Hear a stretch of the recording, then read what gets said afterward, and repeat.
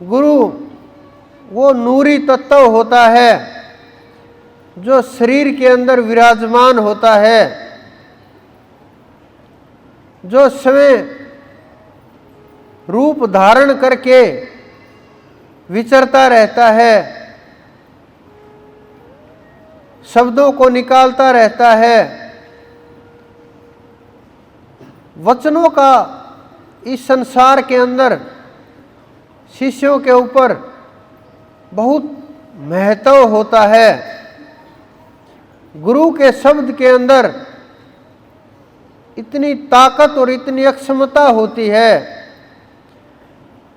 जो वो बोल देते हैं वो कार्य रुकता नहीं है, चाहे वो सांसारिक कार्य हो, चाहे वो लौकिक हो या पारलौकिक, आध्यात्मिक हो या ब्रह्मांडों से परे का कोई भी कार्य हो, वो प्रकृति उस कार्य को करने के लिए अपना काम शुरू कर देती है। लेकिन कुछ लोग गुरु के वचनों को डिब्बों में बांधने का प्रयत्न करते हैं, सीमित करने का प्रयास करते हैं, दायरा बनाते हैं, मन माने सरलार्थ निकाल करके अर्थ बदलने का प्रयास करते हैं और मन माने आचरण के ऊपर चलने लगते हैं। आचरण सिद्धों जैसा करते हैं, बातें सिद्धों जैसी करते हैं, और उनका ध्यान देखो 1 घंटे भी नहीं बैठ पाते। जो जीव इतना भी नहीं कर पाते, इतना भी केवल कुछ पल नहीं रट पाते, और वो सोचते हैं कि हम परमात्मा को प्राप्त कर लेंगे, वहाँ पहुँच जाएंगे, हमारा कार्य तो बस यहाँ आने तक का था, गुरु के पास पहुँचना था। लेकिन भजन नहीं करेंगे, केवल मात्र शरीर तक पहुँचने के लिए,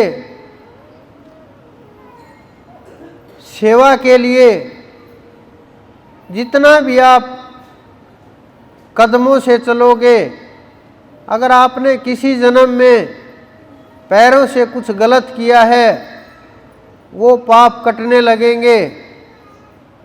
अगर आप हाथों से सेवा करोगे, तो हाथों से जो आपने गलत काम किए हैं वो कटने लगेंगे। अगर आप मन से सत्संग सुनोगे और करोगे और परमात्मा के नाम का प्रचार करोगे, उसका नाम का संसार में जगाने का प्रयत्न करोगे, तो आपने जो मन से किए गए बुरे कर्म हैं वो कटने लगेंगे। कर्मों के कटने का कोई दूसरा साधन नहीं है। एक कर्म से दूसरा कर्म नहीं काटा जा सकता। केवल मात्र सेवा, सुमरण, नाम और परमात्मा की शरणागति, इसी से एक एक कर्म को तोड़ा जा सकता है। इस संसार के अंदर गुरु शब्द का बहुत महत्व सदा से रहा है। चाहे कोई भी मजहब हो, पंथ हो, धर्म हो, समाज हो, संसार हो, आध्यात्म हो, कोई भी स्थान हो, बिना गुरु के कल्याण संभव नहीं है। लेकिन जब वचनों के अंदर चलते हैं, ना काल कुछ बिगाड़ पाता है, ना माया कुछ बिगाड़ पाती है, न संसार कुछ बिगाड़ पाता है, और आप मोक्ष के मार्ग पर चलने लगते हैं, मोक्ष के रास्ते खुलने लगते हैं। और वो ऐसा मार्ग है जिसके ऊपर आप चलना शुरू कर दोगे, दूसरे मार्ग की आवश्यकता नहीं रहती, क्योंकि परमात्मा का मार्ग इतना आसानी से नहीं मिलता। लेकिन जब उसके ऊपर कदम बढ़ गए, कुछ लोग गालियां भी देंगे, मूर्ख भी बताएंगे, ताने भी देंगे, छोटी छोटी चीजों के ऊपर रोक टोक भी होगी।